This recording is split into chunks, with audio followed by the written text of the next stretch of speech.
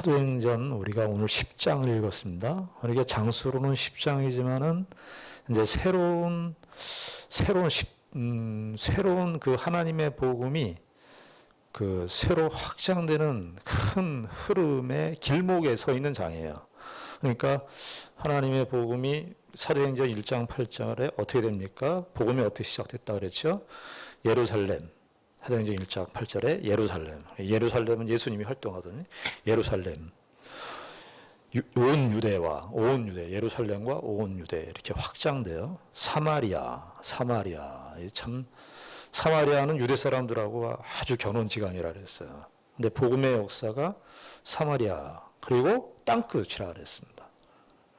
그 땅끝은 이방 나라 전체를 말하는 것인데 그 땅끝에 이제 처음 시작을 알리는 내용이 이 10장이에요. 그러니까 우리도 복음을 선교를 통해서 우리가 복음을 다 받았지 않습니까? 그 이방인 선교의 첫 시작이 여기 오늘 사도행전 10장에서 시작되는 겁니다. 그런데 어떻게 시작이 됩니까? 거기 10장 1절에 보니까 가이사랴에 고넬료라 하는 사람이 있으니 이달리아 부데라 하는 군대의 백부장이라. 이 사람에 대해서 짤막하게 1절에 이 사람의 신분을 이야기해요. 가이사랴의 고넬료라 하는 백부장이다. 그러니까 그때 로마 군단이 유대를 장악하고 있었을 때였거든요. 근데 이 가이사랴라고 하는 곳은 그 당시 때 3대 미항에 속하는 곳이었습니다. 요즘에 세계 3대 미항이 어디입니까? 잘 모르겠습니다. 그 당시 때, 근데 로마 시대 때는 그 당시 때 3대 미항 중에 하나가 이 가이사랴예요. 그 다음 터키의 알렉산드리아하고 그 이스라엘 북쪽으로 올라가면 시리아가 있는데 시리아 안디옥하고 터키의 알렉산드리아하고 그 다음에 여기 유대 이스라엘의 가이사랴가 3대 미항 중에 하나였습니다. 근데 거기에서 백부장이었어요. 그러니까 그 당시 때 로마가 통치하고 있었고 로마의 군대 백부장이면 100명의 부하를 거느리고 있었던 장교죠, 장교. 근데 로마가 통치하고 있었고 로마의 군대의 장교니까 아마 이 가이사랴의 3대 미항에 속했으니까 아마 크게 주택을 짓고 멋있게 가이사랴 항에서 이렇게 잘 이렇게 살았던 사람으로 보여집니다. 그런데 군대 백부장인데 이 내용은 그냥 1절에 짤막하게 소개하고요. 이 사람을 그 다음에 소개하는 내용이 참 그 신앙의 이력을 표현해주는 이 말씀이 더 자세하게 진술이 됩니다. 2절에 보면은 그가 경건했다 이 말로 시작을 합니다. 경건했다. 신앙생활은 경건생활이에요. 경건생활. 신앙생활은 우리가 다른 말로 이야기하면 경건생활이라고 할 수 있겠습니다. 신자는 뭐 하는 사람이냐? 경건을 추구하는 사람이에요.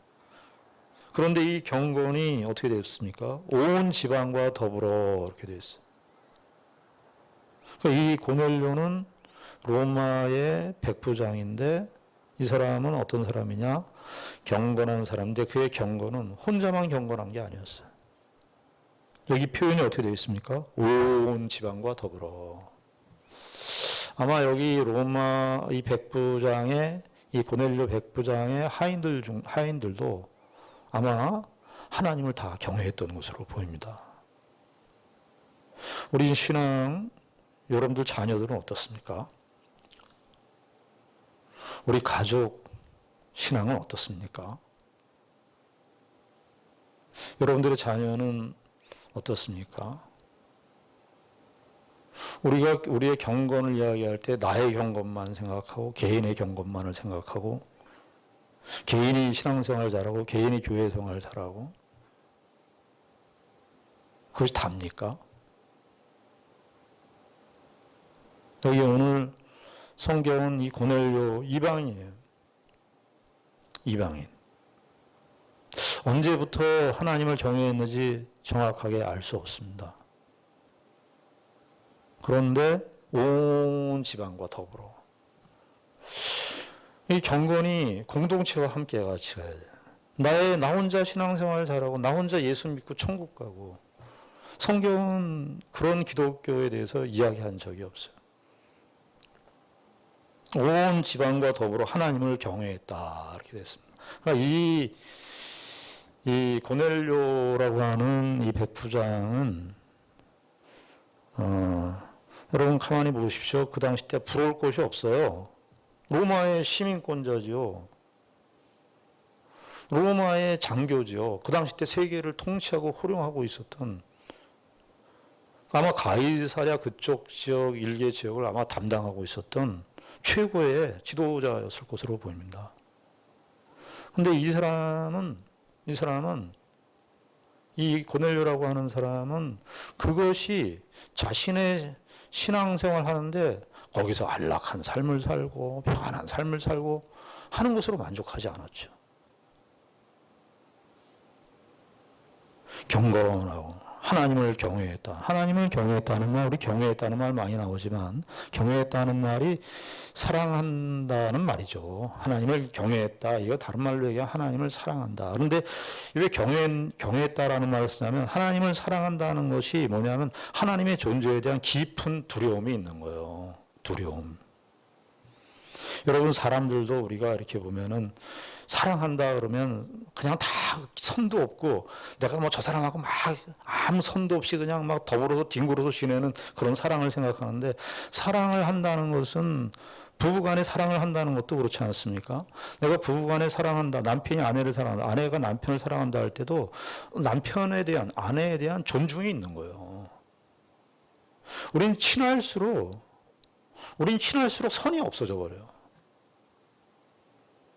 그것이 사랑이라고 생각을 해요.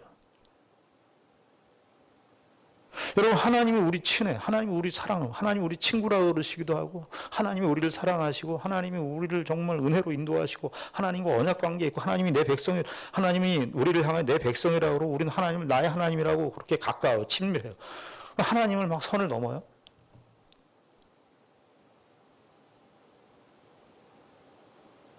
하나님의 경외로는 하나님의 존재에 대한 두려움이 있는 거예요. 그런데 여기 이 고넬료가 뭐라 그럽니까? 하나님을 경외하며 그다음 뭐라고 되어 있죠?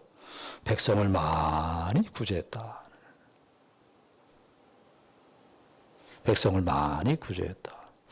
이 고넬료라고 하는 이 사람 이방인 백부장이지만은 그가 자신의 지금 누리는 로마 백부장으로서 현재 누리는 그런 물질적인 그 여유, 풍요로움 이런 모든 것들이 하나님이 나에게 왜 주셨나? 하나님이 나에게 이런 은혜를 주신 것이 무슨 뜻인가? 내가 로마의 백부장으로 이게 가이사라에 이렇게 좋은 데 왔으니까 뭐 누릴 수도 있고 그것을 즐길 수도 있고 얼마든지 거기에서 기쁨을 추구할 수 있고 그렇지만 여기 성경의 표현에 의하면 백성을 많이 구제했다 그래 많이.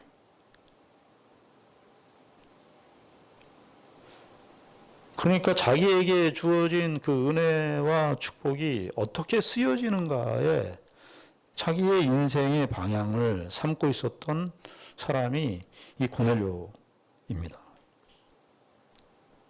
그리고 또 어떻게 얘기하고 있습니까? 항상 하나님께 항상 기도하라. 그러니까 이게 이제 이 고넬료를 소개하는데 무슨 기도 따로, 경건 따로, 하나님을 경외하는 것 따로, 집안과 더불어 따로 이게 따로 노는 게 아니라 다 이렇게 하나의 한 신앙인의 모범적인 모습을 여기 소개해주고 있습니다. 하나님께 항상 기도했다.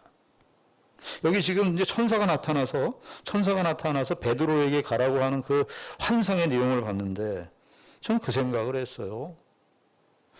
이제 베드로를 만나가지고 이제 이방인 선교를 여는 그런 장인데 만약에 고넬료가 하나님도 경외하지 않고 하나님께 기도도 하지 않고 하나님을 의식하지 않아요. 물론 하나님의 은혜 가운데 하나님의 커다란 섭리와 경륜 가운데서 하나님께서 복음의 역사를 진전시키실 것이지만 하나님에 대한 생각도 없고 의식도 없고 기도도 안 하고 그런 사람에게 이 하나님 천사가 찾아가서 환상을 주실 것 같습니까?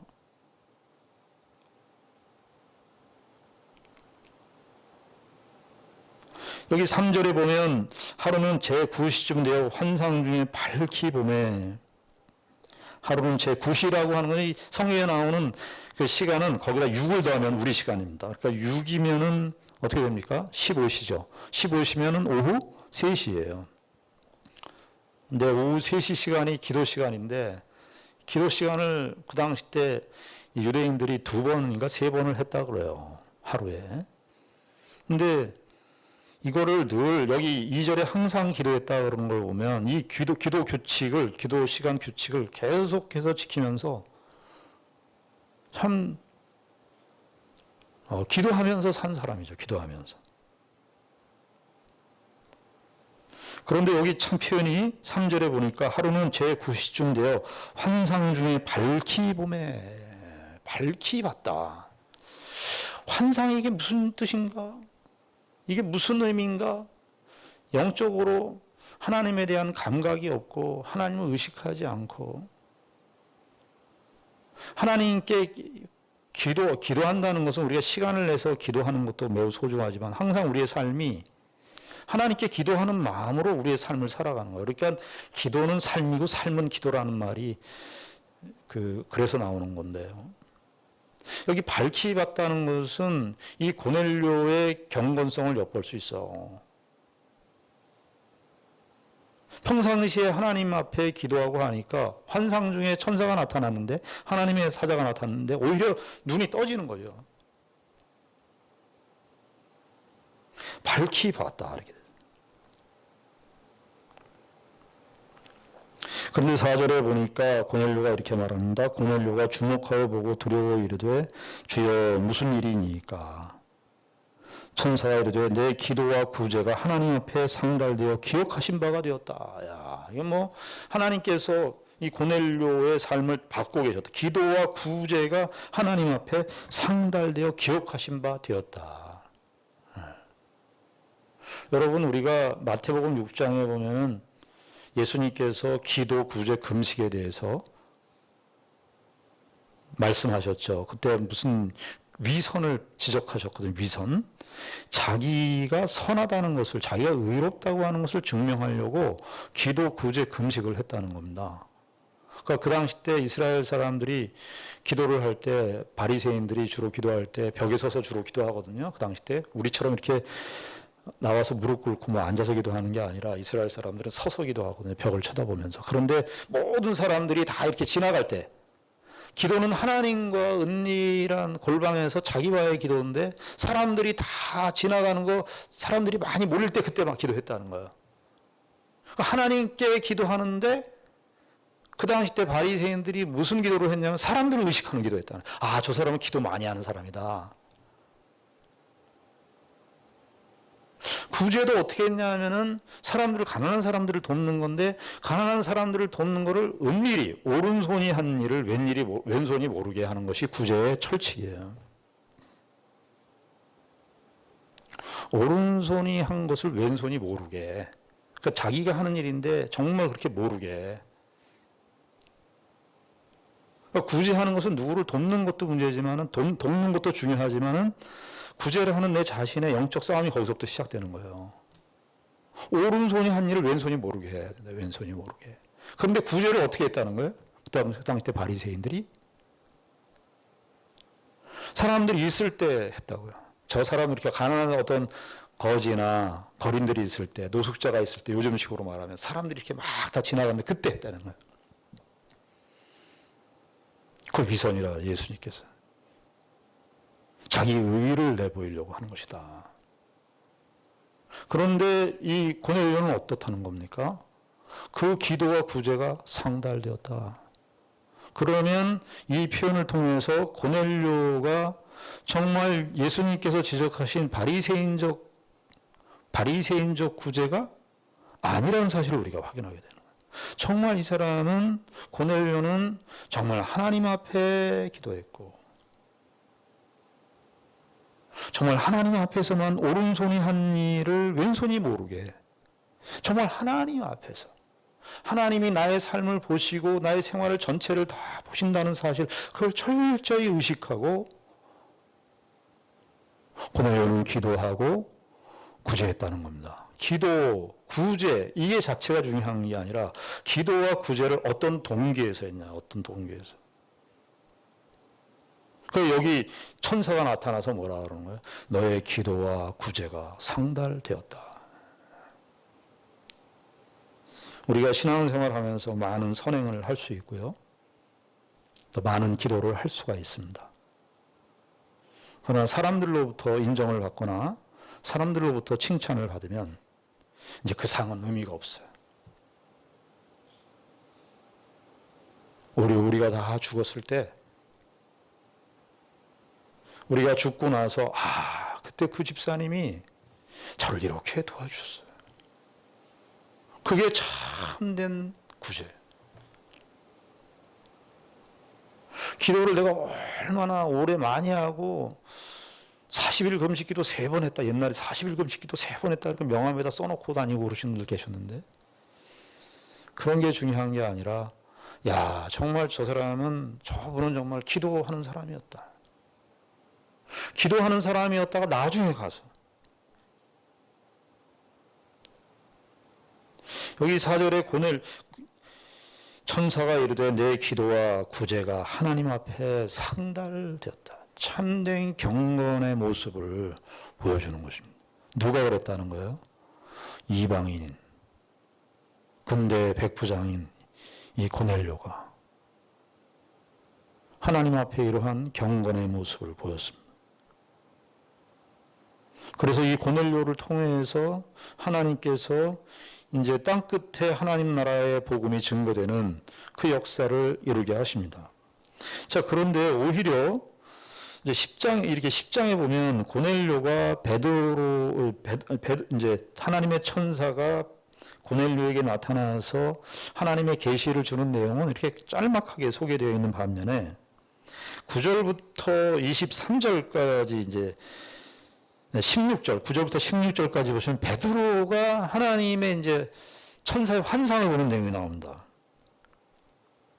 9절 제가 읽겠습니다. 9절부터 이튿날 그들이 길을 가다가 그 성에 가까이 갔을 그때에 베드로가 기도하려고 지붕에 올라가니 그 시각은 제6시더라. 이 제6시 12시입니다. 그가 시장하여 먹고자 하매 사람들이 준비할 때 황홀한 중에 하늘이 열리며 한 그릇이 내려오는 것을 보니 큰 보자기 같고 내 귀를 메어 땅에 들이웠더라. 그 안에는 땅에 있는 각종 네 발 가진 짐승과 기는 것과 공중에 나는 것들이 있더라. 또 소리가 있으되 베드로가 일어나 잡아먹어라 하거늘 14절 베드로가 이르되 주여 그럴 수 없나이다. 속되고 깨끗하지 아니한 것을 내가 결코 먹지 아니했나이다 한데 또 두 번째 소리가 있으되 하나님께서 깨끗하게 하신 것을 내가 속되다 하지 말라 하더라. 16절 이런 일이 3번 있은 후 그 그릇이 곧 하늘로 올려져 가니라. 베드로는 환상이 3번 등장했어요. 근데 이게 이제 뭐냐 하면 베드로는 아직도 무슨 생각을 갖고 있습니까? 유대교주의적인 틀을 갖고 있는 거예요. 그런데 하나님께서 지금 유대교적인 틀을 갖고 있는 이 베드로를 바꾸셔야 됐어요. 왜냐하면 이제 이방 땅에 이방인에게 복음을 전하는 사역의 그릇으로 누구 쓸 거냐면 이 로마 백부장 고넬료에게 하나님의 복음을 증거할 거예요. 그래서 하나님께서 사자를 보내서 고넬료에게도 너의 하인들을 시켜서 베드로의 집에 보내라. 베드로는 지금 어디 있냐면요, 욥바에 있습니다. 욥바라고 하는 것은요, 지금 이 고넬료가 있는 집 가이사라 밑으로 한 50km 떨어져 있습니다. 말을 타고 가면 한 하루 정도 걸린대요. 근데 그 어간에 이제 하나님의 사자가 베드로에게 고넬료에게 나타나고 욥바에 어느 집이냐면요, 무두장이라고 있어요. 9장 43절 보시죠. 9장 43절. 9장 43절 보시면 베드로가 요바에 여러 날 있어 시몬이라 하는 무두장의 집에서 머물렀다 이렇게 되어 있습니다. 무두장이라고 하는 게 뭐냐면 옛날 성경에는 피장이라고 되어 있는데 가축 그 피혁 그 요즘식으로 말하면은 피혁 제품, 가죽 제품을 가지고 뭐 신발도 만들고 뭐 가방도 만들고 그런 거 하는 일이에요. 해변에서 한 걸 보니까 이 사람은 어떤 사람이냐 하면은 그 당시 때 사실 이스라엘 사회에서는 금기시하는 직업을 한 겁니다. 왜냐하면 이 가죽은 어떤 거 무슨 가죽을 해요? 동물 가죽으로 하잖아요. 동물 가죽은 동물을 사체를 만져야 되거든요. 그래서 그 당시 때 이스라엘 사람들 유대교의 정결주의, 레위기의 규례나 레위기의 부정한 짐승 만지기 못하게 했거든요. 죽은 시체는 만지면 부정하다 그래서 만지지 못하게 했어요. 그런데 어떤 경로인지 알 수 없지만 베드로가 거기에서 거하고 있는 겁니다. 이 베드로가 무두장의 집에 거하고 있다는 사실 자체도 사실은 굉장히 충격적인 사건이에요. 이스라엘 사회에서 그 무두장이라고 하는 그 시체를 만지는 직업을 하고 있었던 그 사람 집에 들어간다. 오늘 제가 이제 목사님이 어느 집에 유숙하러 갔는데 어느 집에 갔냐 이게 좀 비유가 좀 그렇습니다만 딱 그렇게 맞아떨어지는 비유가 아니지만 무당집에 간 거예요. 무당집에 목사님이 쉬러 좀 가는데 무당집에 여러분들 상상이 되겠습니까? 그런 거예요 지금. 이게 참 이게 10장이 이 고넬료라고 하는 사람의 등장도 참 이채롭고요. 베드로가 요바의 집에 있는 것도 자체도 굉장히 상식을 뛰어넘는 거예요. 그리고 지금 백부장이 10장 7절에 보면 이렇게 돼 있죠. 마침 말하던 천사가 떠나며 고넬료가 집안 하인 둘과 부하 가운데 경건한 사람 하나를 불러서 세 사람을 보냈습니다. 이 사람들 다 이방인들일 거예요. 그렇죠?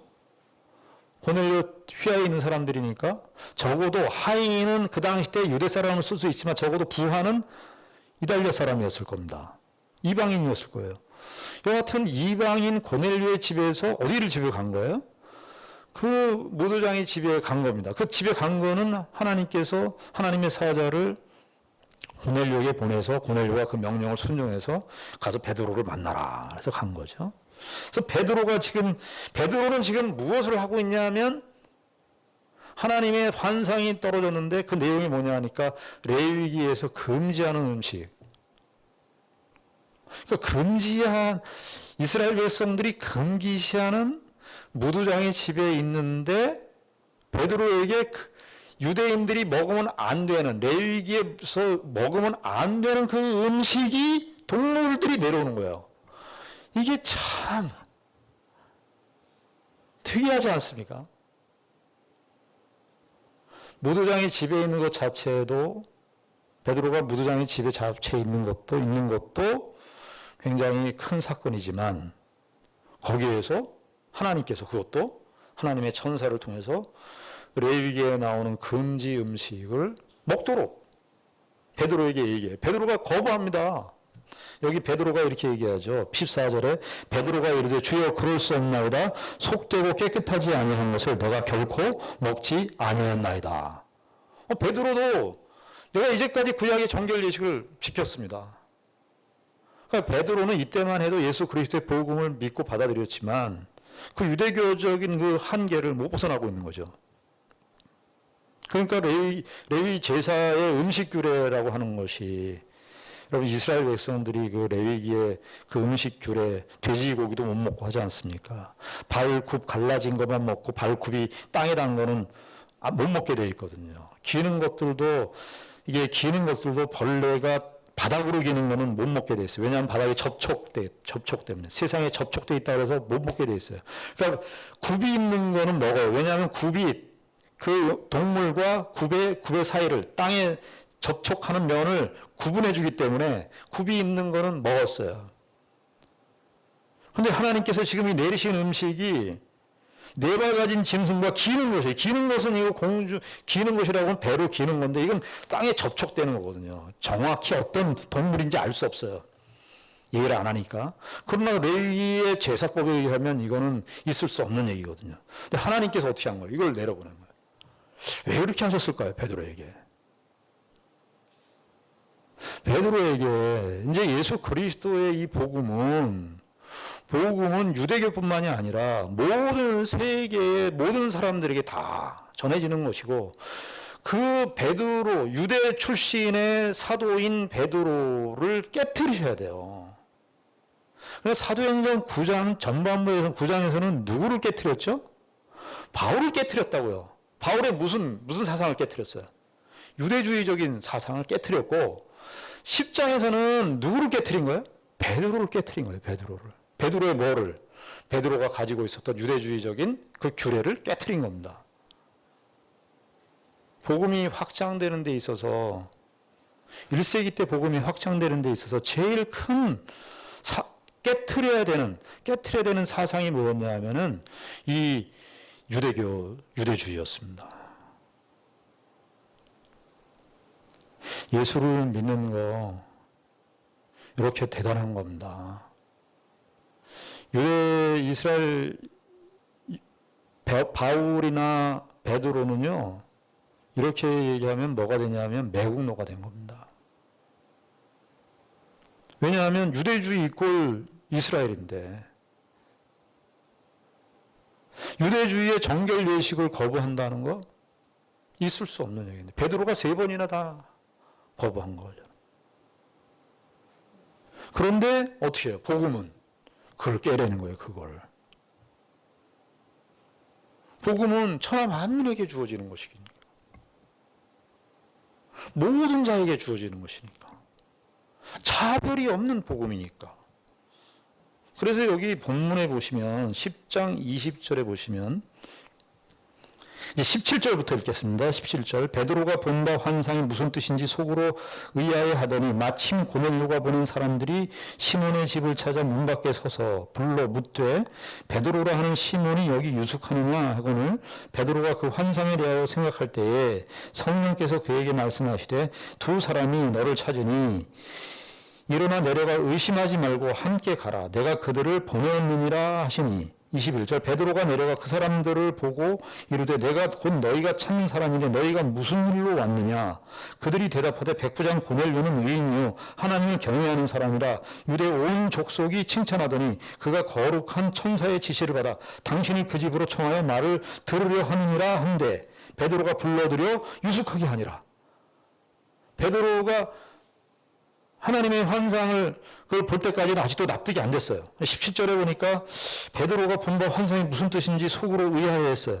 이거 충분히 이해할 수 있어요. 베드로가 이러는 거. 뭐라고 정지할 수 없어요. 베드로가 가지고 있던 틀이 있는데 자기가 이제까지 구약시대 때 그 할례 전통, 음식 규례 전통 이런 규례 전통이 자신의 그 생활 습관에 이렇게 배어 있는데요. 얼마나 어렵습니까? 이해가 되죠. 우리도 그 어거스틴이 그 예수 믿고 나서 예수를 믿었는데도 뭐라 그러냐 하면은 습관이 있다는 거예요. 습관이. 자기가 그냥 늘상 경험하고 살아왔던 생활상에 이렇게 젖어들었던 습관이 있어가지고 그 습관이 신앙생활을 하는데 그렇게 발목을 잡더라는 거예요. 그러면서 어거스틴이 무슨 말을 하냐 하면은 습관의 폭력이라. 그 습관의 힘이 그렇게 무섭다는 거예요. 그러니까 베드로의 입장에서 이게 그 음식을 내가 못 먹겠습니다 하는 것은요 우리가 일견 이해할 수 있어요. 너무나 습관적으로 그렇게 해오고 살아온 것인데 그런데 그 습관이라고 하는 그 틀을 깨야 예수 그리스도의 복음이 전파되는 것이었습니다. 우리가 참 예수 믿기 이전에 가졌던 생각, 사상, 정신들, 원리들, 경향들 참 거부하기 힘들어요. 근데 여기 이제 베드로가 그렇게 의심을 했어요. 그런데 보니까 여기 고넬료가 보낸 사람들이 세 사람이 와서 얘기를 하는 거. 18절에 불러 묻되 베드로를 하는 시몬이 여기 유숙하느냐 하거늘 19절에 베드로가 그 환상을 대하여 생각할 때에 여기 성령께서 그에게 말씀하시되 두 사람이 너를 찾으니 20절에 일어나 내려가 의심하지 말고 함께 가라. 여기 의심하지 말고 이렇게 되어 있는데요. 이게 의심하지 말고라는 말이 무슨 말이냐 하면은 의심하지 말라. 하나님의 뜻을 의심하지 말라. 그런 뜻도 될 수 있지만 이 말은 무슨 뜻이냐면 너 구별하지 말라.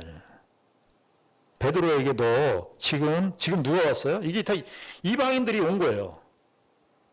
베드로가 환상을 통해서는 100% 하나님의 뜻을 충분히 이해하지 못했는데 이방인 존재가 문 앞에 와서 베드로를 찾으니까 베드로를 찾는데 그 어간에 성령께서 의심하지 말라. 의심하지 말라가 너 구별하지 말라. 그 구별하지 말라는 것은 또 유대인과 이방인 이 민족적인 한계, 민족적인 경계, 그거 너 구별하지 말아라. 종교적인 편견으로 너 구별하지 말아라. 유대주의적인 편견을 가지고 너 사람들 구별하지 말아라. 지금 그런 의미의 말씀으로 베드로가 받는 거죠. 그래서 베드로가 여기에서 이제 받아들이게 되는 거예요. 하나님의 뜻을. 그래서 21절에 베드로가 내려가 그 사람들을 보고 이르되 내가 곧 너희가 찾는 사람인데 너희가 무슨 일로 왔느냐. 그들이 대답하되 백부장 고넬료는 의인이요 하나님을 경외하는 사람이라 유대 온 족속이 칭찬하는. 이 사람은 고넬료를 여기 또 뭐라고 해요? 유대 온 족속이 칭찬하는 고넬료라 그래요. 고넬료 사실은 10장 전반문 고넬료로 시작해서 고넬료로 끝나는 거예요. 고넬료로 시작해서 고넬료로 끝이 나요.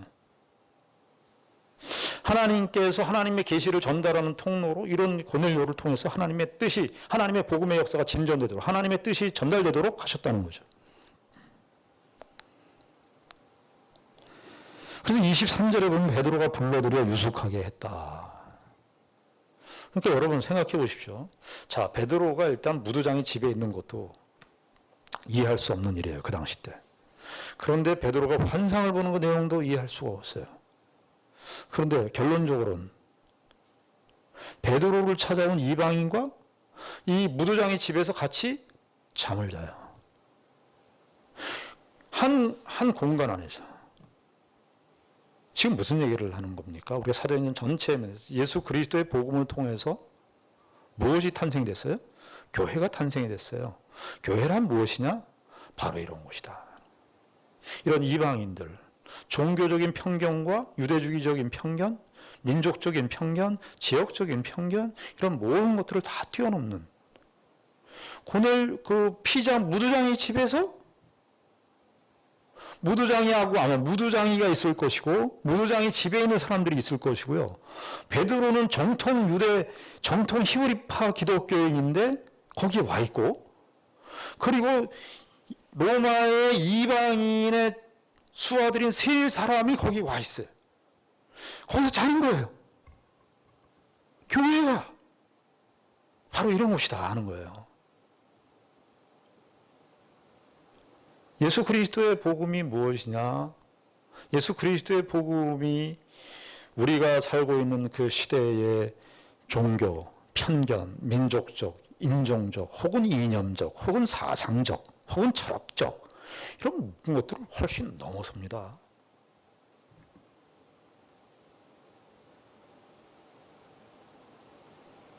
그러니까 예수 그리스도를 믿는 사람들은요, 예수 그리스도 외에는 구원이 없다라고 하는 이것은 배타적입니다. 이것은 배타성을 띌 수밖에 없어요. 왜냐하면 예수 그리스도 외에는 구원이 없으니까.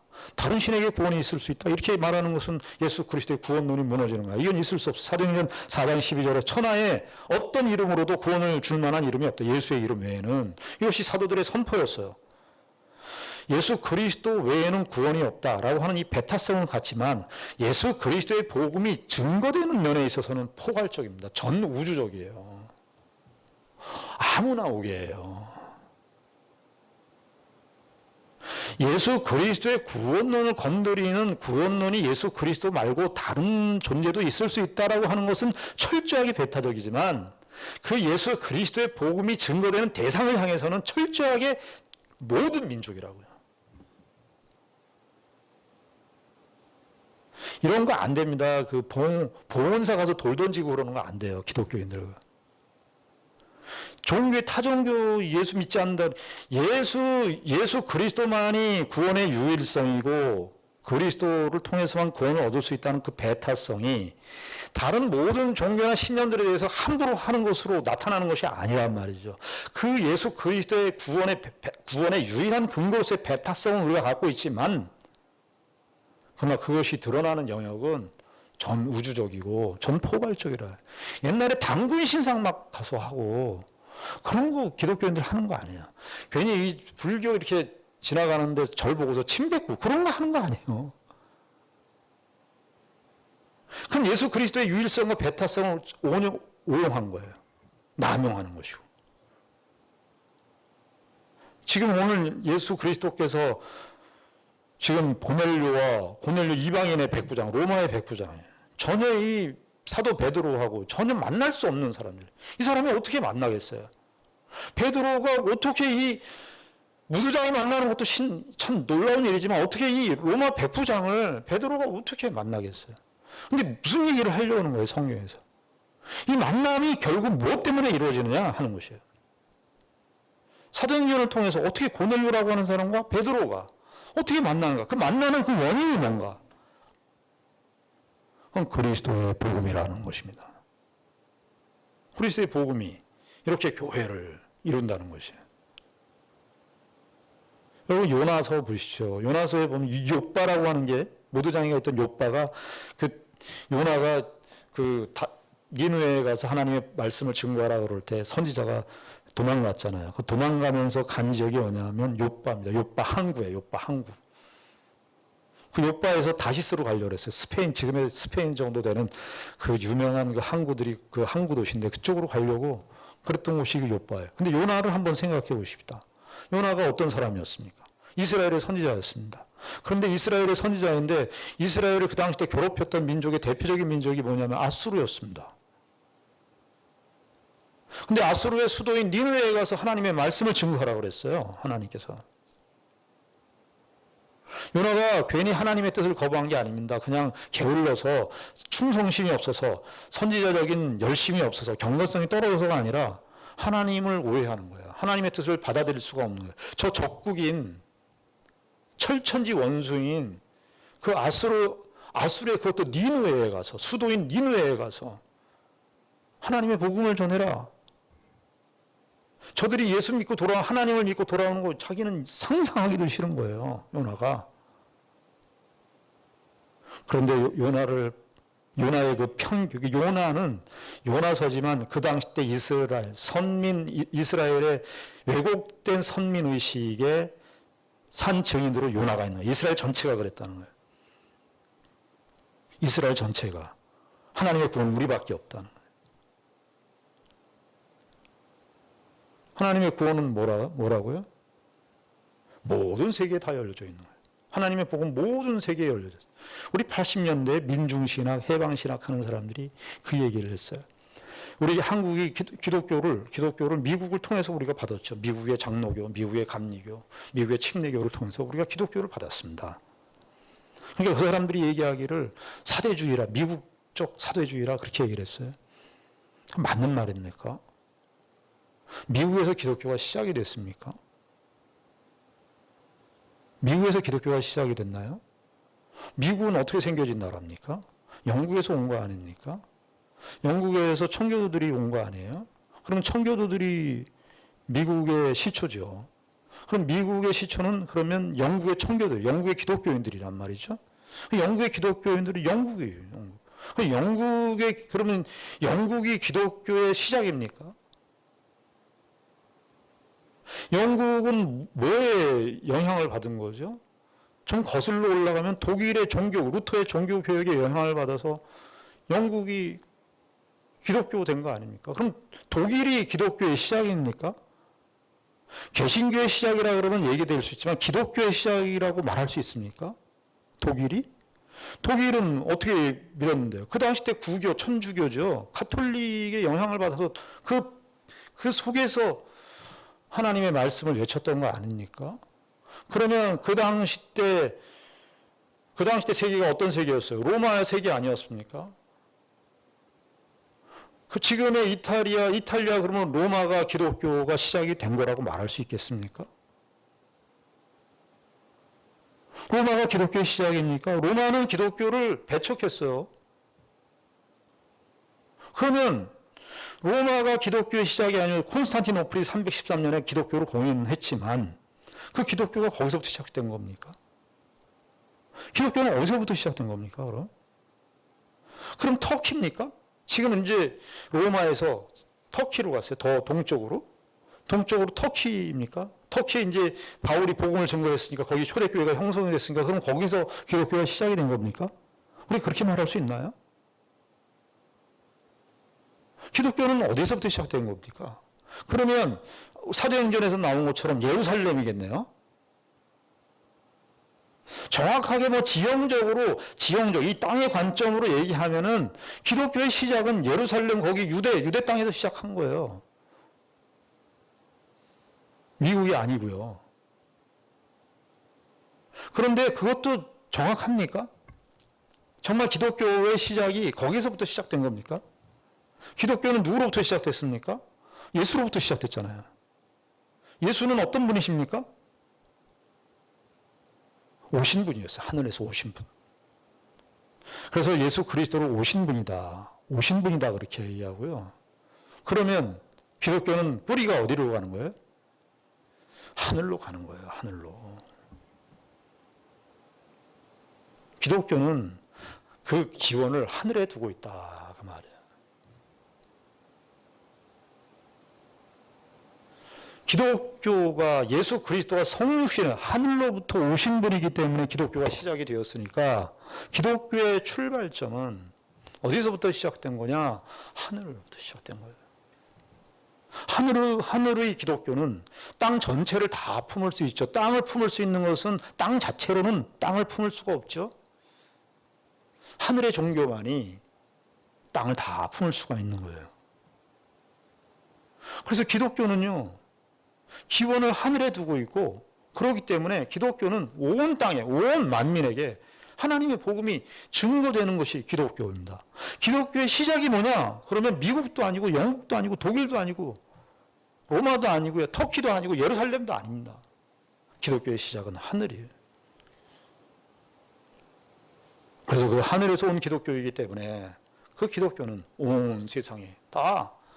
그래서 마태복음 28장이 어떻게 됩니까? 세상 끝날까지 내가 너희와 항상 함께 있는 모든 족속에게로, 모든 족속에게로. 이념, 정치, 무슨 사회적인 상황, 종교적 편견, 민족적 편견, 인종적인 혈통적 그런 편견들 그 훨씬 뛰어넘는 폭넓은 하늘의 세계, 하늘의 관점으로 이 땅의 모든 사람들을 다 품어낼 수 있는 것이 바로 기독교예요. 그것을 이 지상 속에서 보여주는 효시가 뭐냐면 고넬료와 베드로와의 만남이라고 말합니다. 오늘 우리가 이 사실을 잘 기억하시고 예수 그리스도를 믿고 하나님 나라의 백성으로 사는 이 일들이 우리에게 모든 사람들에게 다 열려 있어요. 사람을 차별하지 말고 사람을 차별하는 것이 아니라 사람의 모든 사람에게 다 열려 있어요. 그 사람이 가진 거, 그 사람이 배운 거, 그 사람이 잘생긴 거, 그 사람이 잘생긴 거, 못생긴 거 이런 거하고 다 상관없이 그리스도의 복음은 모든 믿는 자에게 복을 주신 차별이 없는 복음이에요. 우리도 그 은혜를 입은 사람들, 그 차별 없는 그 복음으로 우리가 은혜를 입은 사람이니까 우리도 이 세상 사람들을 차별하지 마시고 예수 그리스도를 믿는 모든 하나님의 한 형상으로 우리가 받아들이고 그들과 함께 그리스도의 복음을 증거하는 귀한 은혜가 있기를 바라는 것입니다. 기도하겠습니다. 하나님 아버지 은혜를 감사합니다. 고넬료와 베드로의 만남을 통해서 그리스도의 복음의 역사를 생각했습니다. 기독교 복음은 이 세상의 질서를 깨트리고 하늘나라의 질서를 새롭게 심는 것입니다. 그래서 이 땅의 가치, 이 세상의 질서는 무너져야 합니다. 예수 그리스도를 믿는 복음의 세계가 바로 이런 것입니다. 아버지 하나님, 우리가 이 예수 그리스도를 믿고 사는 사람들입니다. 이 믿음으로 우리의 형제와 우리의 이웃을 바라보게 하시고 모든 자에게 하나님을 섬기는 종으로서 하나님의 복음을 증거하는 대상으로서 차별 없이 그리스도의 사랑을 증거하는 우리 모두가 되게 하여 주시옵소서. 예수님의 이름으로 기도드리옵나이다. 아멘.